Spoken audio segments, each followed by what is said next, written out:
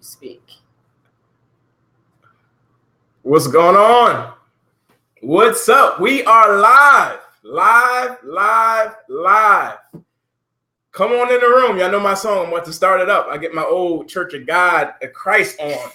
Come on in the room. Oh, Lord. Come on in the room. Tell them, Jesus, you should know it by now.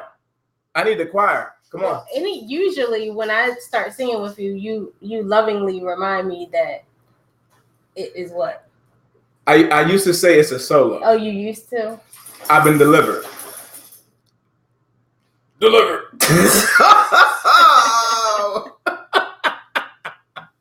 What's going on, guys? How y'all doing? I know Facebook is going to let you guys know that we are live, and we are absolutely live, and we are excited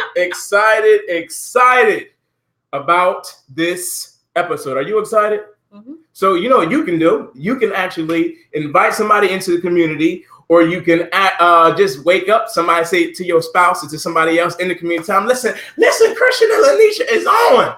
It's time. The time is now for your breakthrough. I need to go in. Can you go get my collar upstairs? No, I can't put my collar on. Okay, I don't have a collar. All right, let's get this thing going. Y'all coming in? Hello.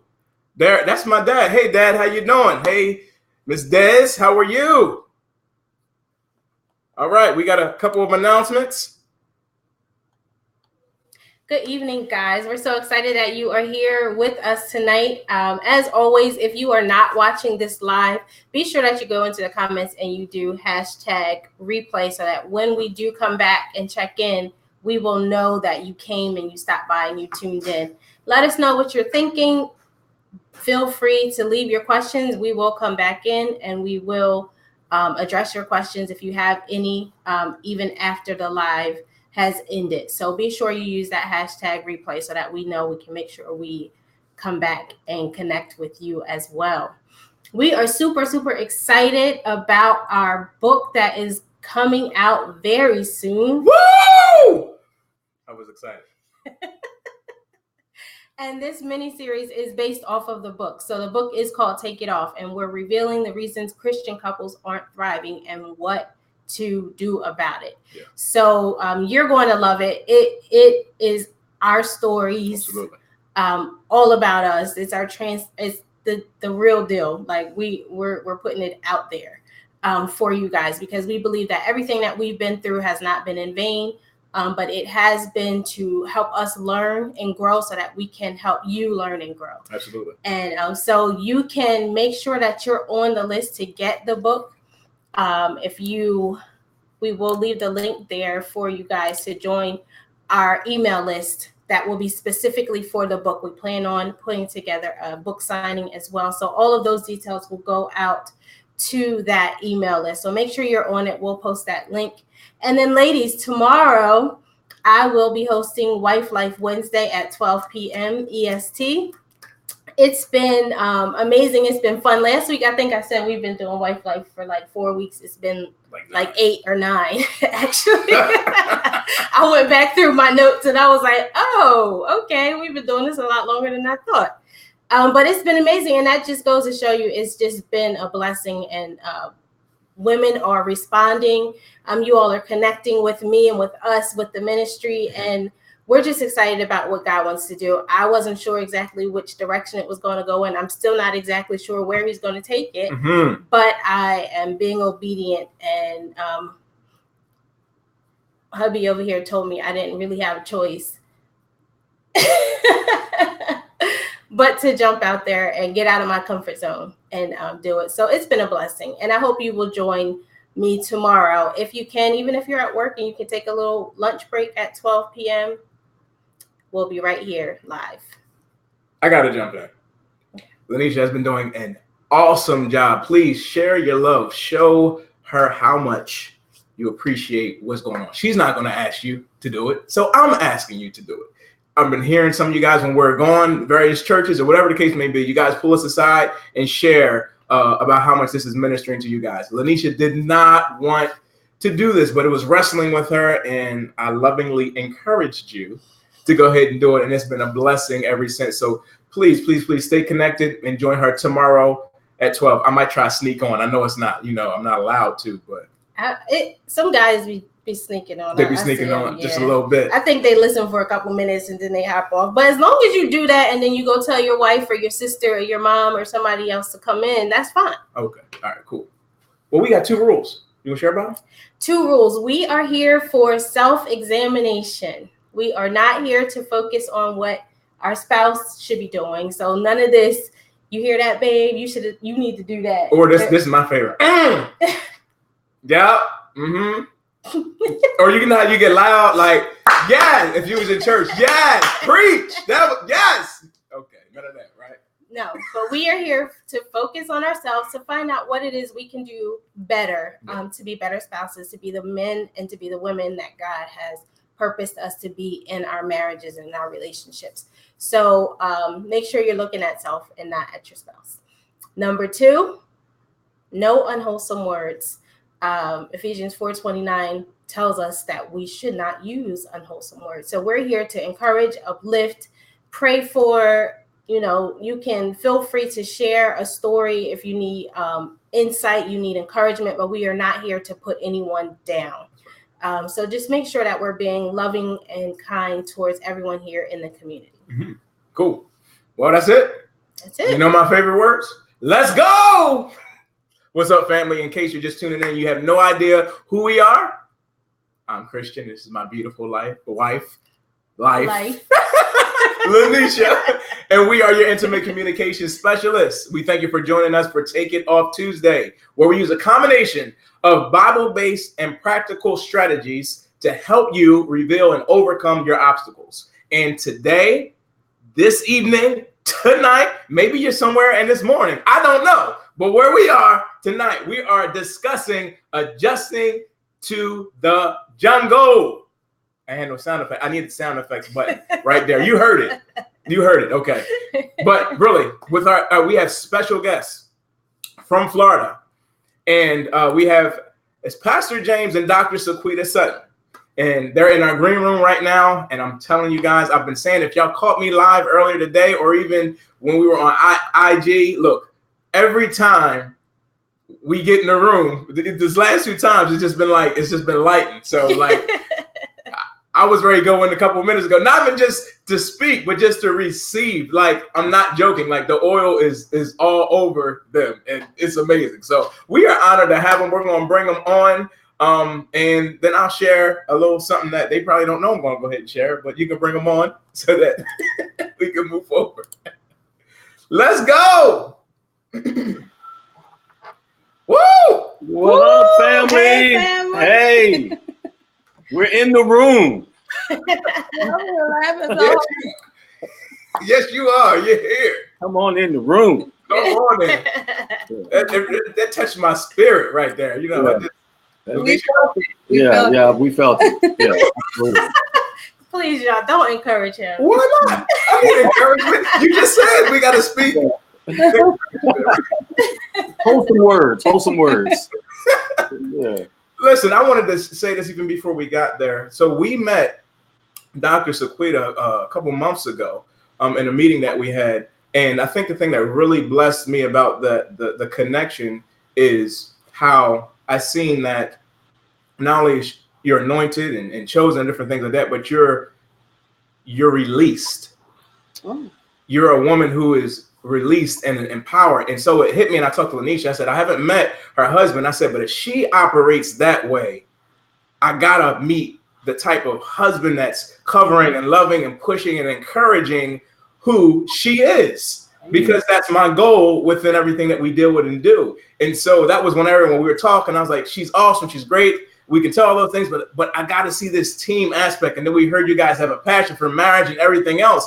So many people don't even know, and I didn't share it with you guys when we met before, but I wanted to make that public and share. Like, that was one thing that really hit me hard, to see the power and how she operates, and then to meet you and to listen to a brief of your, just a little bit of your story, it just connected. I was like, this is what the community, this is what we need, but as a community to see what I would say a power couple come together and listen to their story. So thank you for joining us.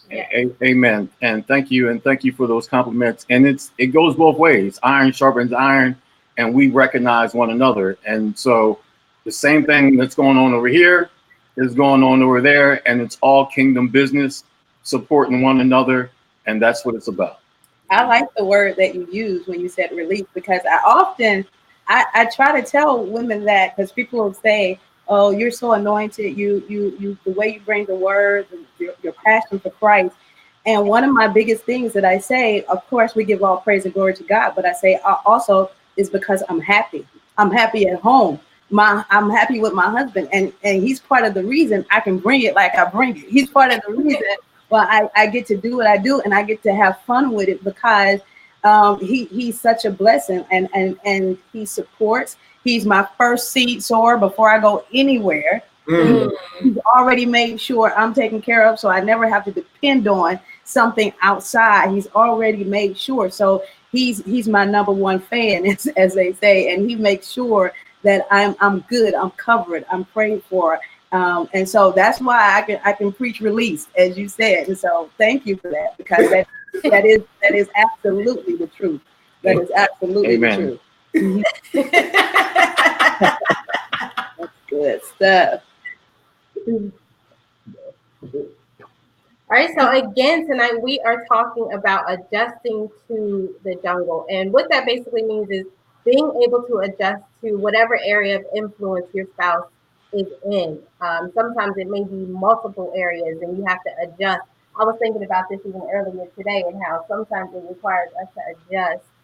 We adjust all throughout our marriage. It's not just like when you get married and you adjust, but then things change. You have children, your careers change, and callings change. You go in different directions and various things like that. So it's always an adjustment of some sort that needs to be made. And so that's what we're talking about tonight. And I'm excited about how this conversation is going to go, because of our little sneak peek we got when we were just connecting and planning for tonight. So I'm ready to jump in.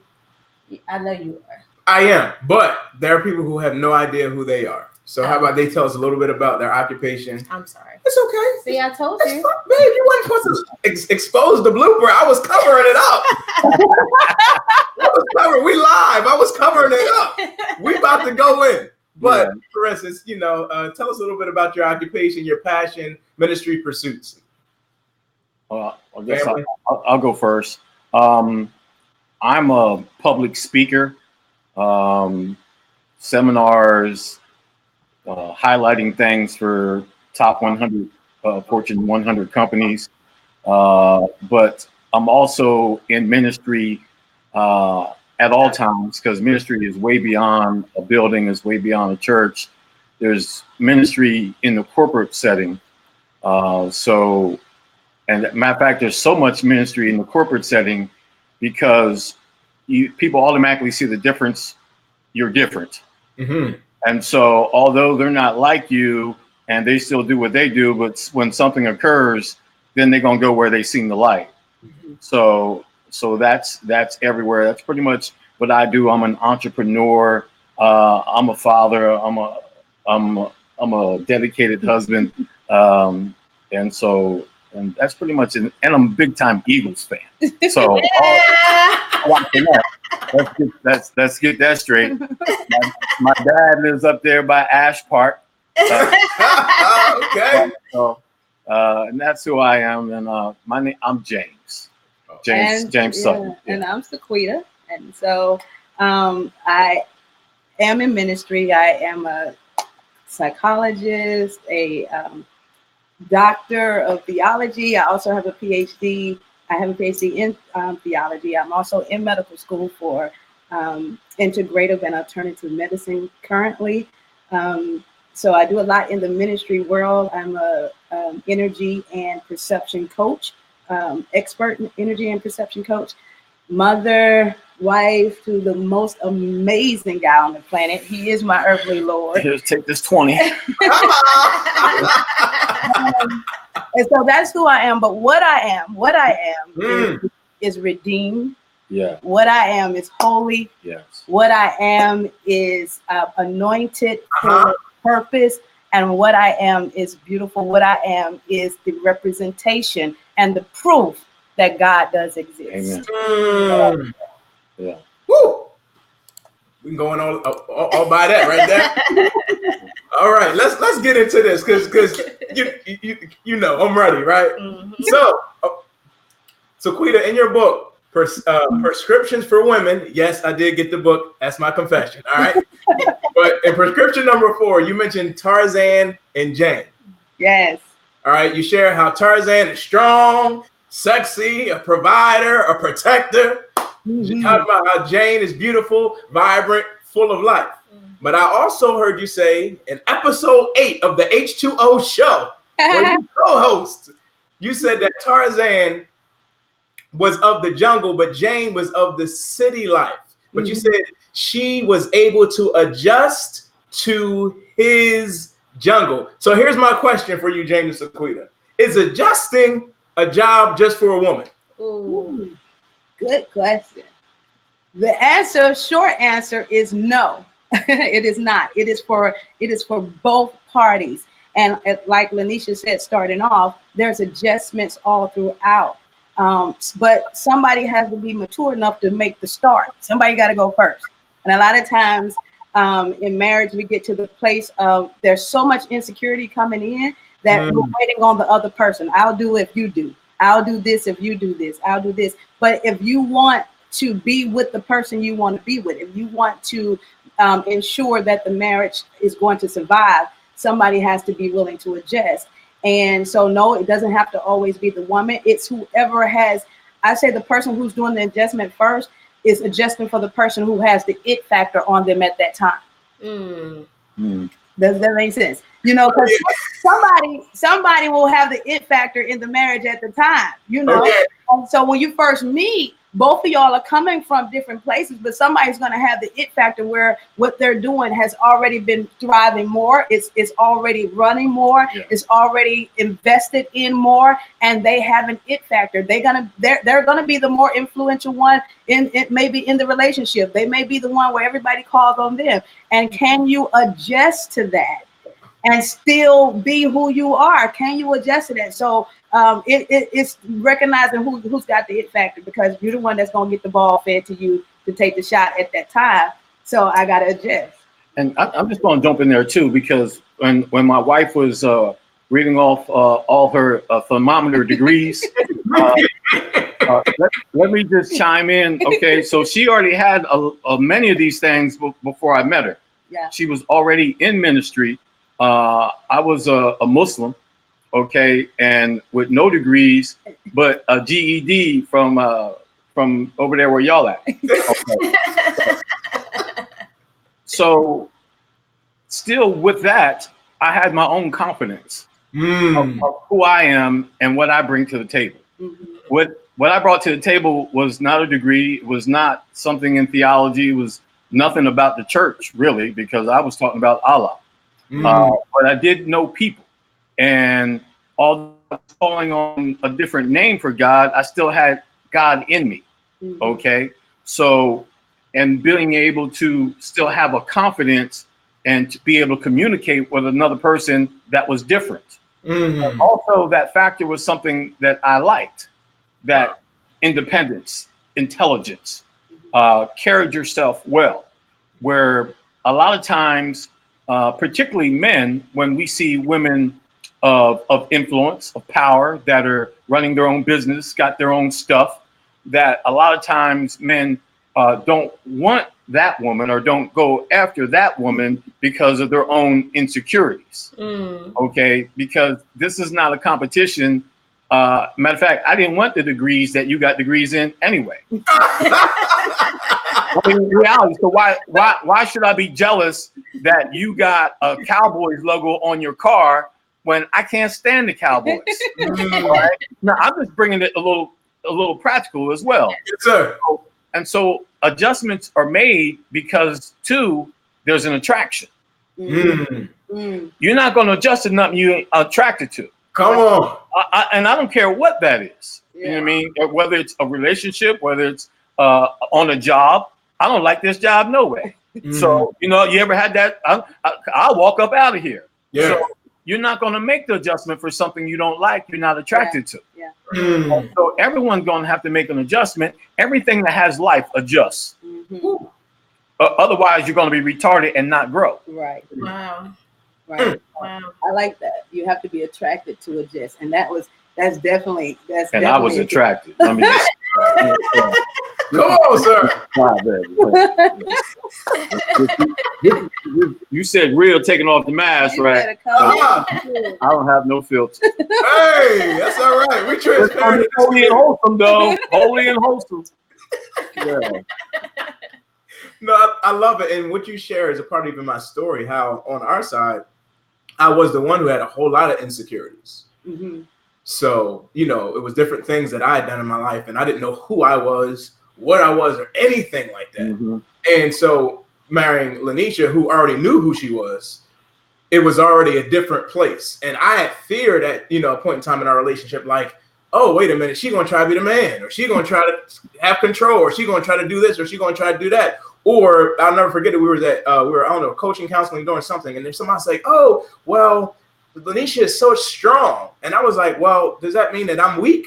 And it caused me to be different at home for a bit. So I jumped in my insecure bag, so to speak, and started leading differently. But knowing that I who she was, and knowing that she loved me, and knowing that she wouldn't be there, I was caught up in the appearance or what other people may think. And I even just want to take a second to speak to that. Yes. Because some of us who are watching, you realize that there's gifts and calls. And I always say that when you get married, I think God gives you prophetic oversight and foresight. He shares with you what it is that your spouse, wants to, is supposed to become if you pray and press in. And it's our job to help that come to pass as well. Help to coach and tag team with them to say, Lord, how can I, help her be? I'm supposed to wash her with the word. I'm supposed to love her the way Christ loved the church. And that means that I have to be willing to give myself up so that she can be what she needs to go ahead and be. And so, I thank you for even talking about the insecurities and you being confident. But on our side, I was not confident. And the reality is everything that we are complements and enhances our husband. And so that's how, you can become okay with it, because even though I may have the PhDs and even though I get to speak, he gets the benefit of all of that. He gets it just as much. That's why I say, go ahead and make my name great. Yeah, that's my name you carrying up there. Okay. So I'm okay with that. So even with all that, having insecurities in certain areas, a lot of times insecurities too, I can relate to what you're saying, come from other people. When you talked about what other people think, you should be doing this, or you should be doing that, you should be leading this, you should be up front. Well, you should mind your business and work how your relationship's going to work, and if that's going to work for you. Okay, so everybody's different, and we can be comfortable and uncomfortable in different areas. But when you get too much counsel that ain't godly coming into what you're trying to do, then it can't have a godly result. Or too much programming godliness too, because a lot of times what we accept as this is how the church, especially because if you're doing ministry, there's this Church of God in Christ. You come up a certain way, you come up with a certain mindset that this is how the dynamic has to flow. And anything that comes in and tries to upsets that, or when God wants to do something different, people don't know how to take it. They don't know how to adjust. And so they're used to seeing things one way. So they try to make you fit back in that mold. And, I remember people saying, oh, he's got a preacher. He's a preacher. Or, they wanted to automatically call him a preacher whenever he was with me because I was a preacher. And I felt the pressure to try to even make him a preacher. And so God had to tell me, I didn't put you with him so he could preach to you or this, that, and other. You already know how to preach. I don't need him to do that. I put him with you to love you, because right now what you need is to be covered. What you need is to be loved. The preaching happens. All of that happened when he gets me. But that's not what I gave you that for. And don't let people put you in a place where you're going to miss out on what I actually have given you as your gift to you. Because when we're going out here, we're doing this assignment, we're doing the work of the Lord. It is a sacrifice as a woman, because there's not a lot of things that pour into the woman being in the leadership position. So when your husband can cover you, can back you, can release you, can take care of you in that setting, you can't give all that up trying to make him something to fit everybody else's ideas. So he had to tell me, no, don't, that's not what this is about. Don't do that. And you have to be okay, especially in ministry, especially if you're a woman in a position of leadership. You have to be okay with the dynamic that God has placed you in, without pressuring him to be what other people need him to be. So you can't put pressure on him just because the pressure is on you. And that certainly is adjusting to the jungle, which is the topic that we have today, because the jungle is what? My jungle is Coatesville, Parksburg, East End, Haytide, Oak Street, things coming up that way. Her jungle is Church of God in Christ, holiness, long skirts. I went into their church and they were speaking in tongues. I said, if they bring a snake out, I'm lying. That's the first thing came in my mind, because I ain't seen that like that. I've been to a Baptist church down there with Reverend Grove. Okay, that's about it. All right, so we're not seeing that, but so it's an adjustment. Yeah. Yes. Okay, and so there still has to be something there that attracts you to it. And then when you brought up insecurities, and she was secure in this area, but I guarantee you that you guys have probably shared on here or with each other that she brought her own insecurities in different areas where you helped bolster her, pour into her, and make her blossom in an area where she wasn't blossoming. And then she in turn did the same thing for you. Because in my experience, okay, first of all, I was a Muslim 15 years. After encountering her for 30 minutes, I was speaking in tongues. Okay, so that's life altering already. All right, so that's something. I know he wanted. I see his face. So that's His face said, wait. Now you messed me up. I don't know where I'm going now. I need a GPS. I'm lost. In 30 minutes. Yeah. So there's insecurities, and so as soon as I became saved. All right. First of all, my first prayer was, okay, God, I want that to be my wife. She didn't want nothing to do with my Muslim self and doing this other things, but I wore her down after a year and a half. All right. Okay. I win. You down, baby. So we got married. Uh-huh. We moved, and I was successful in what I was doing at the time, working for Verizon or whatever. And as soon as we moved, I lost my job. I lost my car. Then I lost my other car. The place where I got the furniture, they came and took the furniture. Okay. So I said, well, hold on now, jumping over here on Christ's side now. This ain't what they talking about. This ain't what they told me. Right? And so, but all the while I'm going through that and feeling this pressure, my wife is saying, oh, you're a good husband. Oh, you're a great provider. Now, I just went down to the market with $3, got some Wonder Bread, some hot dogs, and some ramen noodles. Come on. Seriously. Yeah. Seriously. Car is gone, but a pink notice on the door. But she's telling me all these things. Instead of saying, look at you, you ain't doing this, you ain't doing that. No. She said she spoke what she seen or what she wanted to see. Which made me say, all right, that's what I want to be. Wow. So what made me go out to work today, pay today, till I can do something different, because there's a job out there, you just ain't taking it. Wow. Right? I went out there to work today, pay today at 5 a.m. with winos and drunks and everything else, and did what I had to do because she spoke something into me that gave me power and courage, and I wanted to live up to this hero aspect that she created me to be. So pouring back into one another and adjusting to the jungles, because you have love for one another, you're starting to understand each other because you communicate with each other, being honest and open like the forum that you're presenting here today. So someone who's watching right now is like, oh, how you went through that, you went through this, you went through that, and look at all of us now. And all of us is all of you that are watching this or will watch this in the future, because we all have the same path that we're going to go through the jungle. And the way you adjust, first of all, there has to be love there. Yeah. You ain't going to make no adjustments without love. Other people's kids that acting up, cutting up, you like, yo, I'm done with them, but let your kid act up and cut up. I bet you some patience will happen. Yes. I'm sorry. I get to talking and rambling on. I'm so sorry. No. I'm gonna put myself in timeout. 5 minutes. 5 minutes. I love it. It's good because it just speaks to, like you said, all of us come in with our own dynamics and our own insecurities, our own worries or concerns. Will I be a good match to you? Will I do my part? Will I be enough for what I see in you? Because usually, you know, like you said, that attraction piece, when you're attracted to someone, you're seeing something in them that you admire, that you find valuable.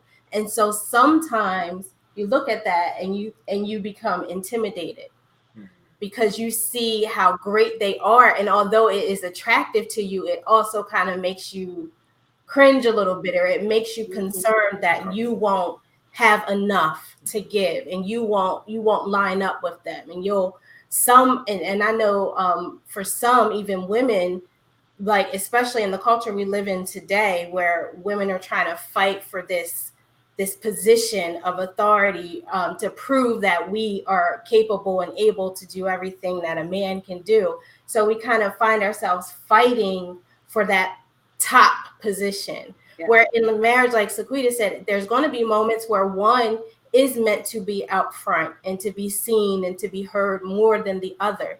And we have to learn to adjust to those circumstances as God leads us in various jungles. He might move us into a whole new realm where now we're switching places.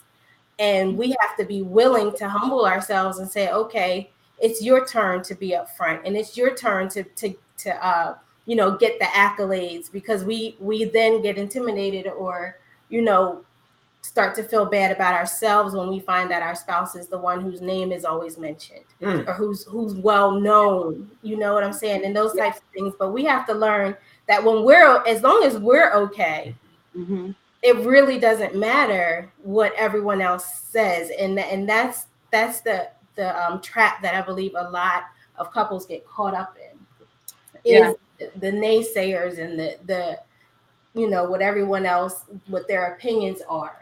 And with the social media world, it doesn't help, when things like that happen. But we have to learn to check in with each other. We do that regularly. We check in. Are we good? Is our phrase, to make sure that we're still on the same page, that we're still going in the same direction, and we're, nobody feels like they're being stepped on or disrespected or anything like that.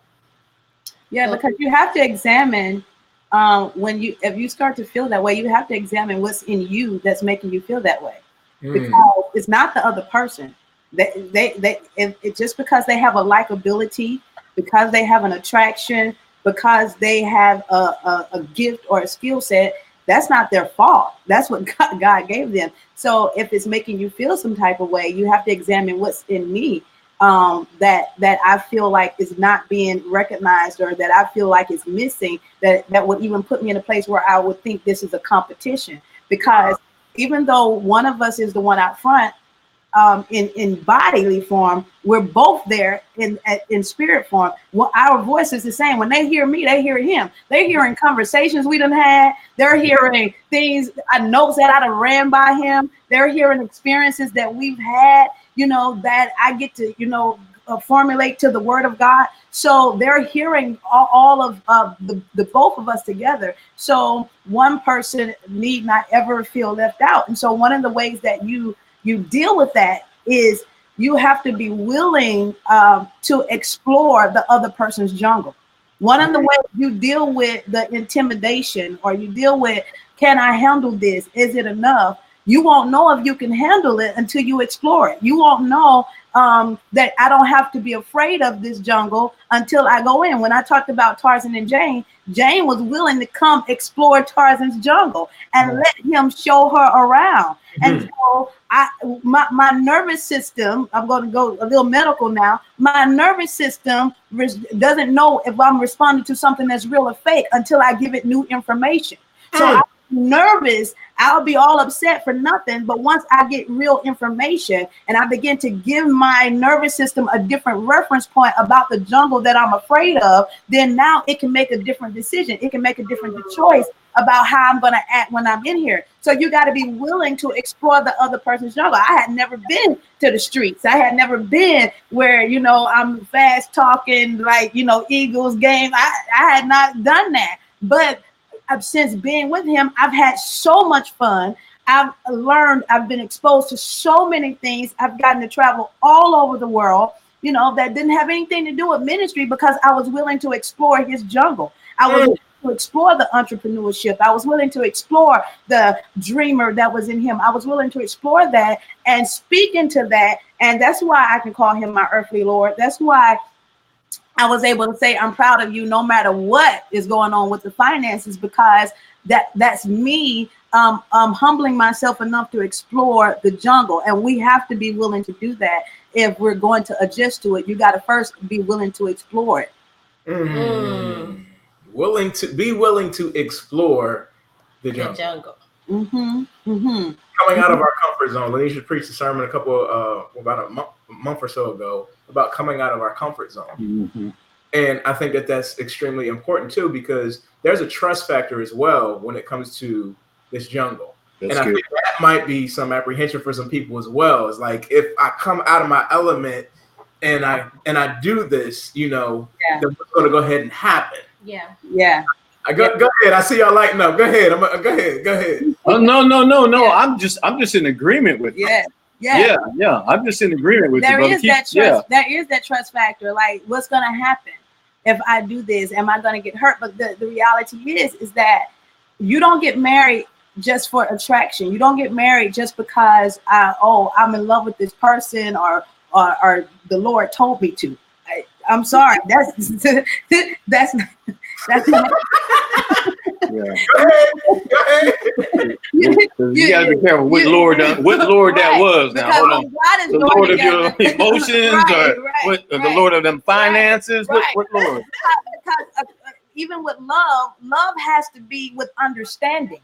Love has to be with understanding. And so if I don't understand his world, if I don't understand where he came from, if he doesn't understand where I came from, if he doesn't understand, then if there won't be a willingness to make an adjustment. And so when even in scripture, we see Jesus goes to the wedding at Canaan, right? And so we go and we focus on the fact that he's there to turn the water into wine. But there is an actual wedding going on at Canaan. And so in Jewish culture, what they would do first before they had the wedding, the reason why it lasted so long is they would bring out something called the ketaba. And the elders would get together and say, now we know y'all in love. We got that. We solid with that. But this ketaba is the framework and the purpose, and it's going to give us the philosophy of how that love is going to work. It's going to bring that love into an understanding, because we're bringing culture together. We're bringing lives together. We're get ready to do life together. So in order for us to get that trust factor, I have to set some real truths around how is this relationship going to work? What is really expected of me?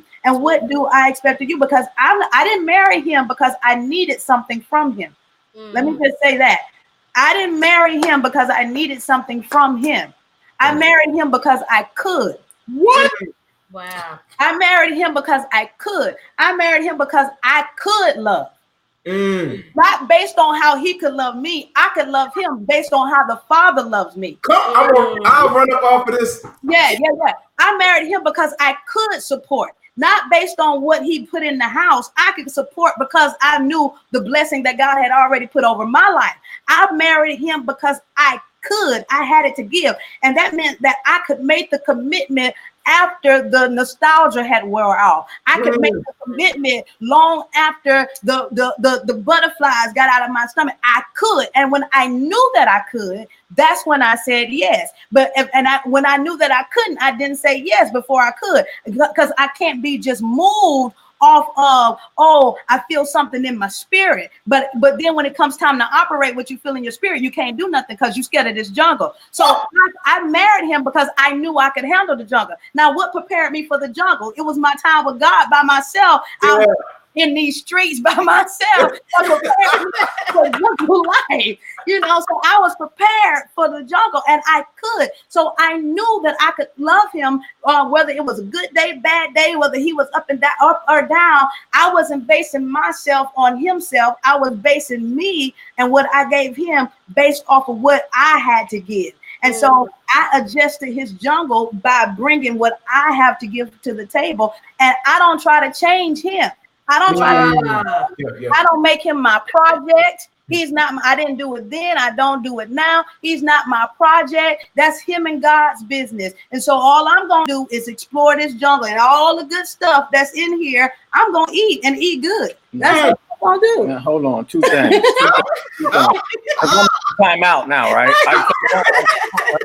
All right. First of all, the butterfly is gone? No, Okay. All right. That's point number one. I need to get that straight. Okay. Make sure the butterflies is still there. All right.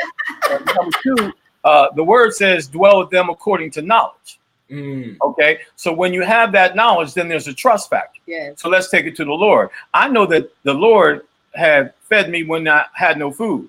Whether I had to go to somebody else's house and they were saying, you want to eat, baby? And I was saying, no, I'm not hungry, knowing I was hungry. And they say, come on and get in here and sit down anyway. So you know the God provided there. And then you know when the situation you thought you weren't going to get out of, then God provided there. And you look at so much knowledge about God in your relationship that now you just trust him no matter if it looks crazy or whether it looks impossible. It's the same way when you're with someone.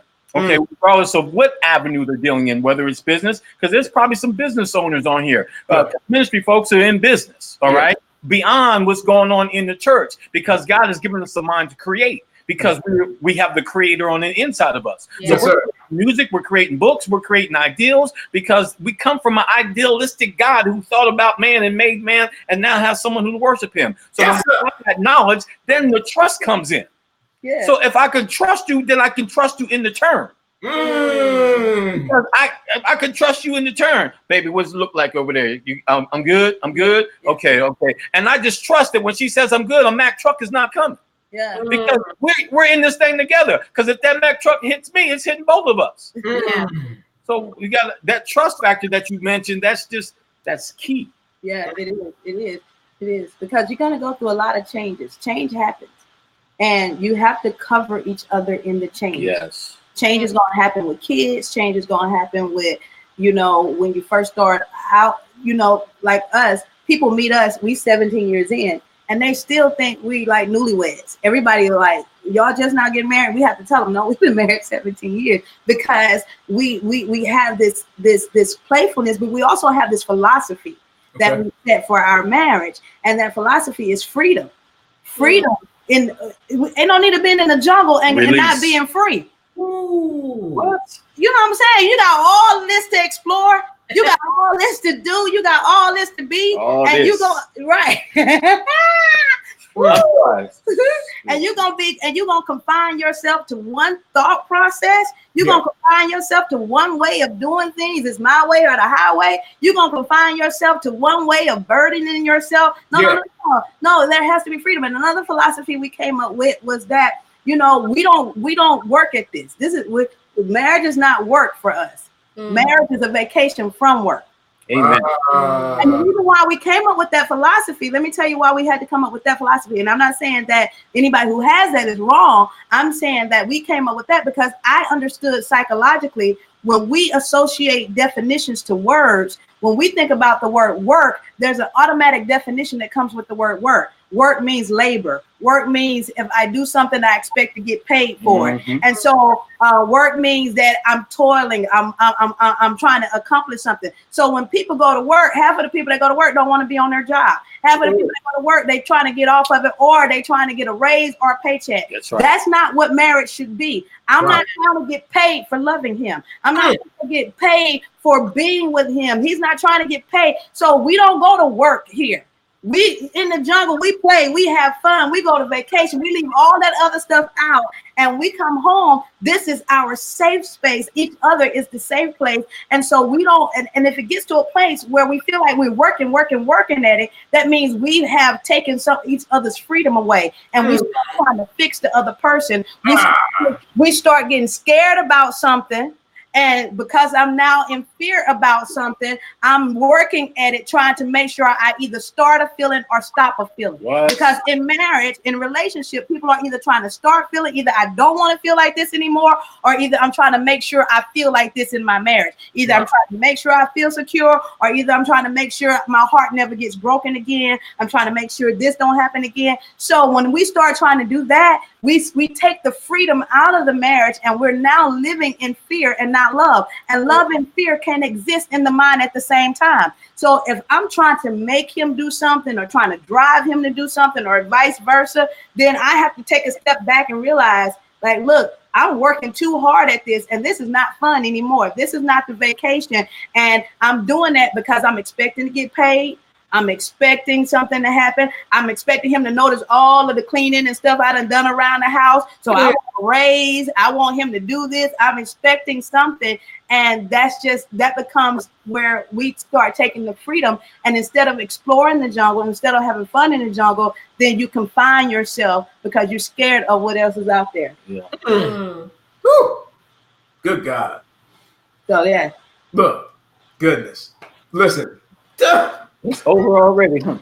It is, but I want to get some the community participation, guys. If y'all have questions of anything that's hit your heart and your mind, we're not here just to drop all this knowledge. We want to leave an opportunity for some strategies or some things that you might want to share. So put some questions. It's your time to put a question or a comment or something that you would like the Suttons or us to go ahead and address, and we want to be there for you, even if you're watching the replay. We ask that the Suttons are also they're in the community, so they can go back later and look through the comments. If you just and we'll tag them so that you can go ahead and get your answers from there as well. Yeah.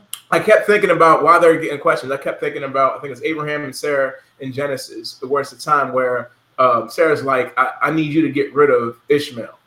And he's like, yeah, I don't know about all that. I still, but Ishmael was the son of the flesh.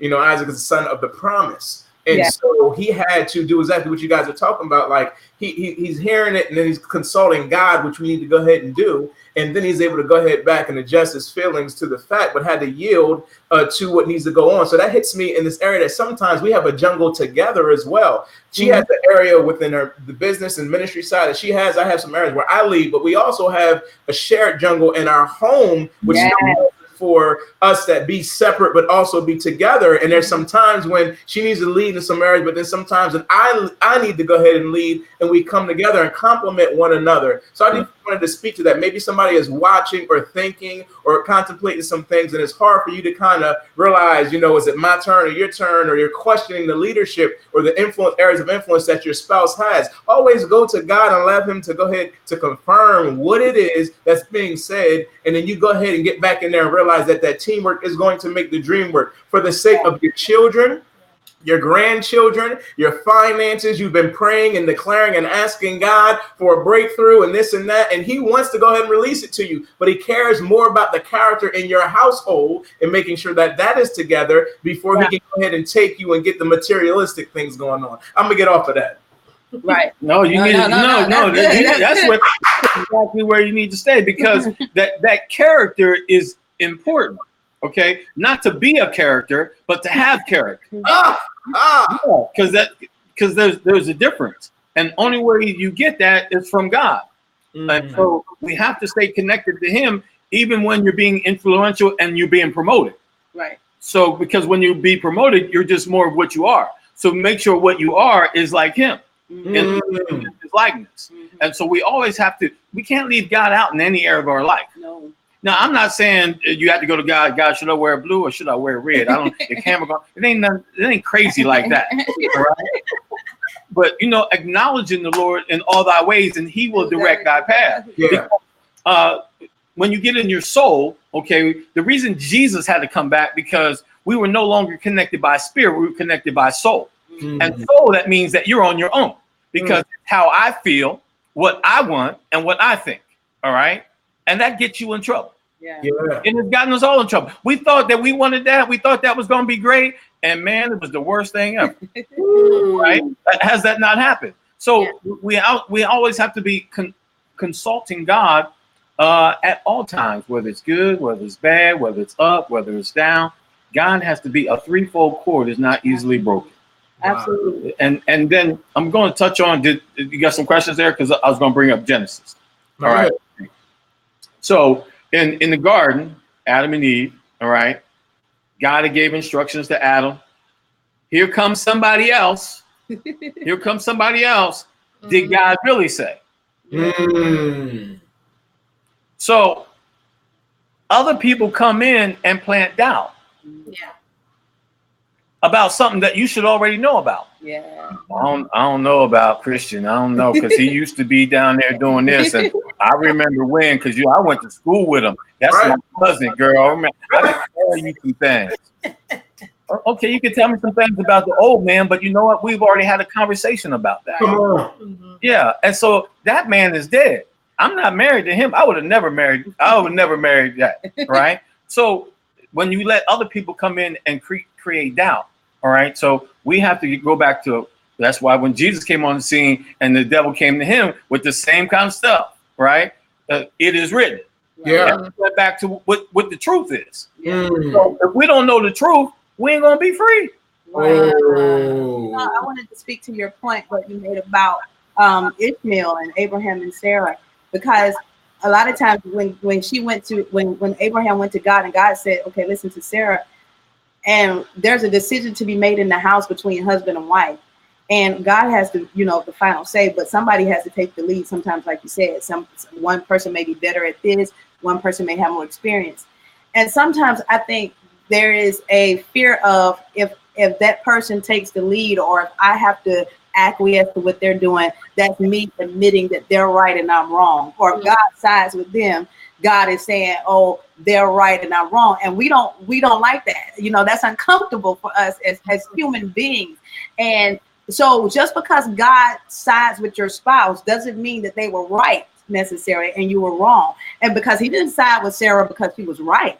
No. He said do that because of his purpose for Abraham and Isaac. So God is concerned about, he's not concerned about who's right or who's wrong. He's not concerned about feelings. He's concerned about purpose. And so the purpose was with Isaac and not with Ishmael. And so the reason why he said, listen to Sarah is not to prove Sarah right, because actually that jungle that they were in was one that Sarah helped create. And so he wasn't just trying to side with her. And a lot of times we get upset, or we think, well, God, why I'm always the one having to apologize, or why I'm the one that, I got to follow them, or why it seem like you take their side and they seem like they can go on and I'm the one sitting over here hurting. Well, that's a choice. You don't have to continue to sit and hurt. He's not doing that because he wants to make you feel bad and wants to make the other person feel like they're the ones that's right. It's really about, he's trying to get purpose out of the marriage. He's trying to get purpose out of the moment of you. He's trying to take you somewhere that's past the moment that you're in.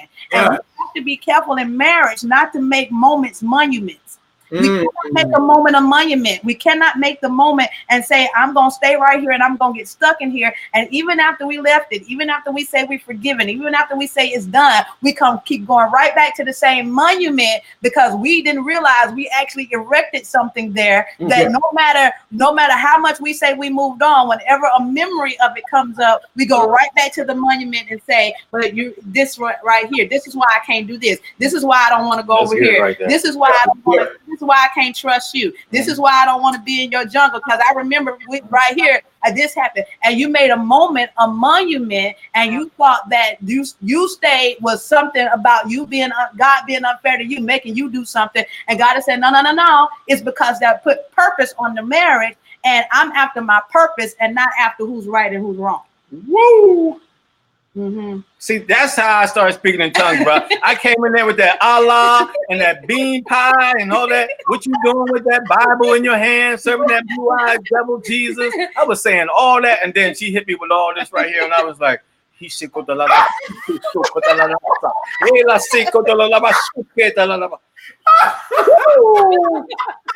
Still to this day, it affects me the same way. I'm like, there's some word in that girl right Oh, golly, boy. Yeah. The he is attractive. I'm just saying. Oh, God. You got a question? Yeah, we did get a question. Marsha said, when did you realize you had to change your mindset and decided to explore the jungle? Me personally, I realized it before I ever got married. I realized it when I was praying for God to send me a husband. I started realizing I had to change some things based on some teachings I was taught in my family. I just started looking at the marriages around me and thinking, okay, I know I don't want this. So I had to decide what I did want. And so I took that to God first, and then we started talking about that. So he started preparing me in a way. But actually, when I got into the marriage and I realized that when God told me he was my husband, it kind of floored me at first, because I was like, you do realize he a Muslim, right, God? You do realize what background he coming from. And so it started, the adjustment started happening when I had gone through something pretty horrific myself. And he used my husband to minister to me. And he used my husband to say, look, you're going to tell me everything that ever happened to you that you thought you couldn't let go of. And, yeah, he said, you're going to tell me everything that happened to you, the good, bad, and the ugly. And then he said, and after I told him, I was so concerned about how he would see me, what it would be, would he want to be with me. And he said, I'm here to love you past all that pain. And I know you got all these walls up. I know you got all these walls up, but he said, if I got to pull them down brick by brick, I will stay here and pull them down. And in order for us to, but he said, in order for us to heal, you got to know that this is permanent and this is for life.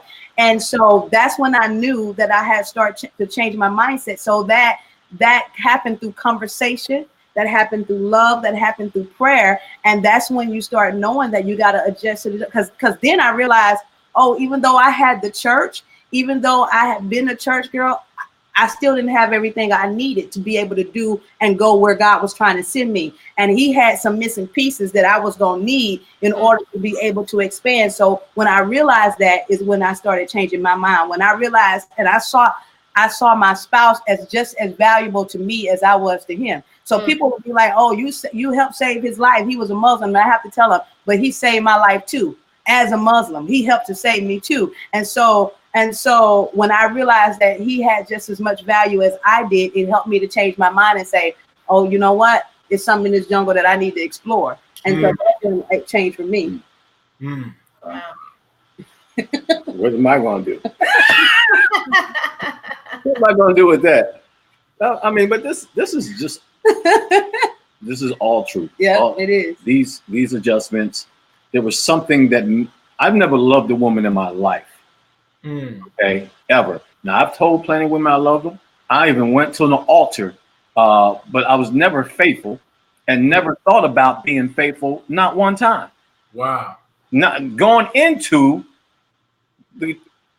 to get married, not thought about being faithful. I was never faithful until I met this woman. I never had a desire to be faithful. Okay, something in her sparked something in me that I didn't even know I had.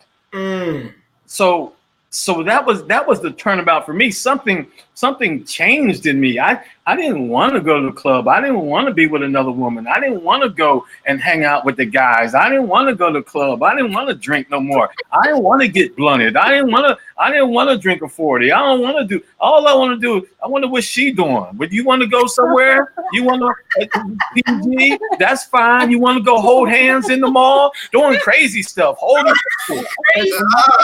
all right?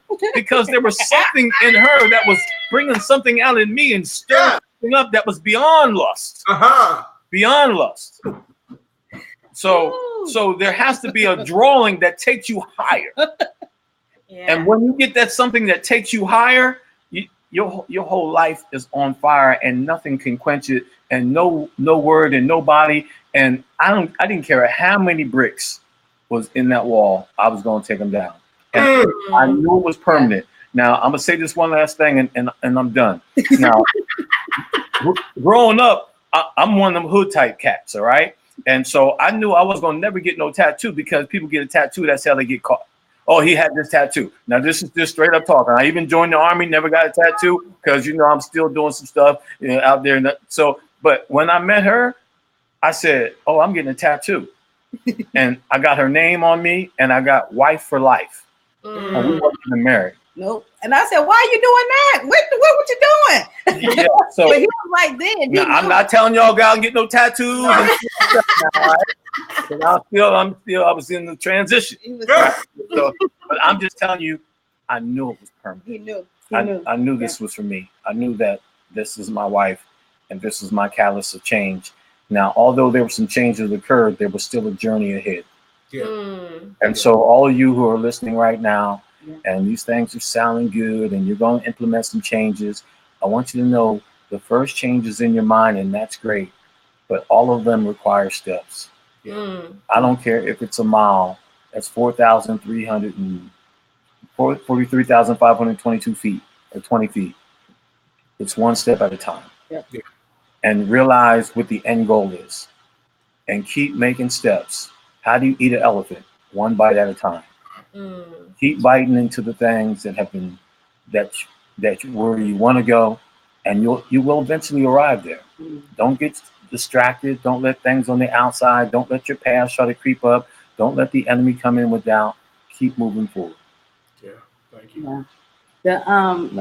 The one thing I want to say to the women is that you have to understand the reason why I can talk about adjusting to the jungle is because when I realized I had the power to influence the jungle, it became easy to adjust. When I realized, and that's not control, it was just women, we have the power of influence. God gave that to us. As a matter of fact, he said the husband is sanctified by the wife. So that gives us a power of influence. And even if you look at the movie Tarzan and Jane, you look at Jane goes in there and she's in this jungle, she's exploring it, but you also see her hanging curtains. You also see her in there putting stuff, making it pretty in the trees, because we have the power to influence his world. So there's no need to be afraid of a world you can influence. There's no need to be afraid of a world that you can speak into, that you can lovingly come into, that you can change it. There's no need to argue in a world that you can influence. You ain't got to be rolling your neck. You ain't got to be arguing. You ain't got to be trying to control nothing. All you got to do is go in there with the power of God in you, with the anointing in you, with the love of God on your lips, and explore that jungle, influence it, and be willing to let God do all that he's going to do in him. And so, yes, do that. That's how you adjust. That's my take on it. Thank you guys so much. We knew this was gonna happen. We knew we were gonna go past our time. It has been awesome conversation, and we are just so grateful that you guys have taken your time to be with us here in the Thriving in Love community. And I know I'm gonna listen to this again myself. So make sure that you guys tune back in again. You might need to save this one to your, the little button where you can save it to your Facebook account, because you might need to revisit it a little bit later, or maybe sit down with your spouse at another time and watch this, because it is so much that transpired through this conversation, and we can't hit it all. But our pastor dad was on, and he is loving y'all. Just to let y'all know, he is loving y'all. And he said, you guys are teaching us how to rethink life for the freedom at hand. Amen. Part of what he says, so you guys will have time. We did get another question. I don't know if I want to open up the can, but I think it is a very good question. You mentioned the monumental status. Krista asks, how do you get past moments that are worth the monumental status? Oh, that's good. That's a good question. But what moment would be worth it if that monument is keeping you bitter, if it's keeping you in anger, if it's keeping you from living and going on to where you're supposed to be? What monument would be worth it? See, one of the things we teach in psychology is that everything I give, I choose what I give meaning to. And sometimes I can give one thing too much meaning, and that thing can start to drain my energy. It can start to reshape how I see. It can start to change my perception about a thing, a person. And so the reason why you feel, or anyone would feel, that a monument deserves so much attention is because of something they're trying to hold on to from it, that they fear, if I lose it, I also lose the validation of what happened to me.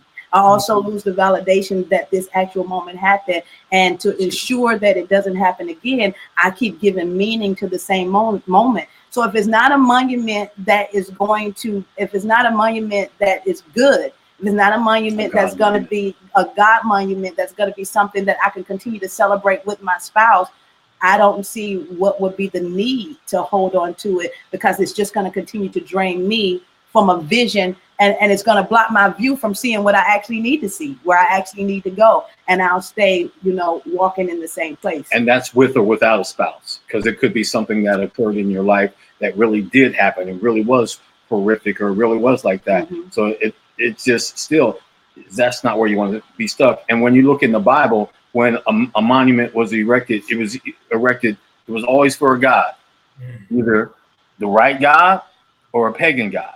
Okay, so these stones, when he laid his head on the pillow and he encountered God, he made a monument there because the encounter with God changed his life for the better. So is this changing your life for the better? And if not, then it's a moment, it did happen, you acknowledged it, but you're not giving it any more meaning, because it's going to take away from the value that you really are and the place that you're supposed to be. You have purpose, you have destiny. That is not where you're stuck there. You're way bigger than that, and let them stay there, but you keep on moving. And even if they have already moved on, then you move on too. And the reason that they can't move on, because a lot of times people don't acknowledge what's really the problem about it, what's really the upsetting fact. People, when they get upset, when they come in my office, I say the first thing, they tell me they mad, they upset, and I tell them to say this: I'm never upset for the reason I think.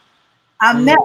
The reasons we give ourselves for being upset is not the reason at all. Those are the reasons that we give to justify why we're upset, or those are the reasons that we give to make it easier for other people to swallow, or to get people to agree with us being upset. But those are not the reasons we are actually upset. So we're never upset for the reason we think. And then as they start to breathe and go through the exercises, I begin to tell them, I seem to be thinking about this. And I'll let them name what it is. I said, but what I'm really afraid of is this.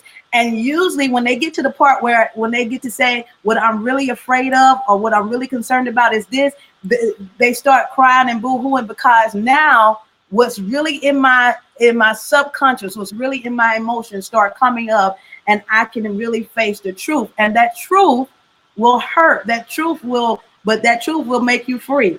But it will be the thing, and that's the only thing that will free you from the monument, is that you got to get past the conscious mind, past what we've been saying, and go into the subconscious about what's really the thing that I'm upset about. And it's not for the reason I think. It's never for the surface reasons that we tell ourselves. Wow. Hope that helps. Well, thank you guys again. As we close out, again, thank you Facebook for joining in.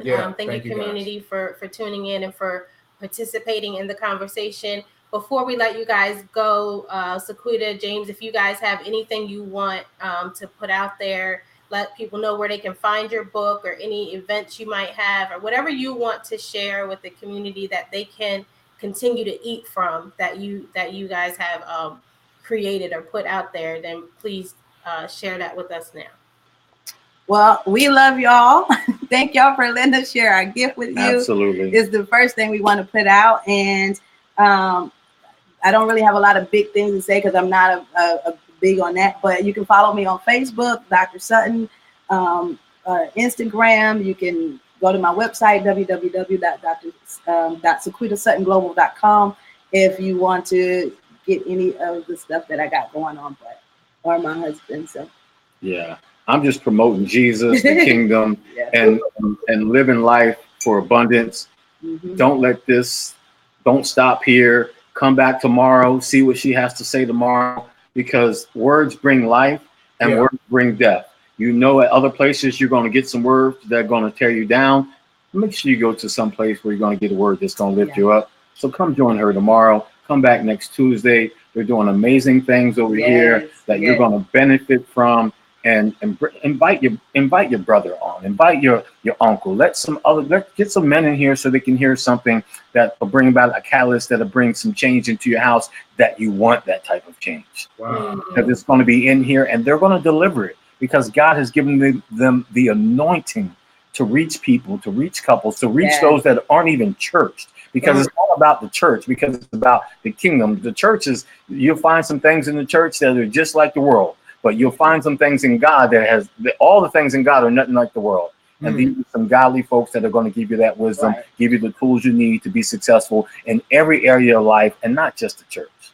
Yeah, so keep rocking out with Lanisha. That's my promotion right there. How about that? That's what we say. Deuces. Thank you, guys. Thank you guys so much. All right, Facebook, we love y'all, and I will see you ladies tomorrow at 12, and have a great night. All right. Peace.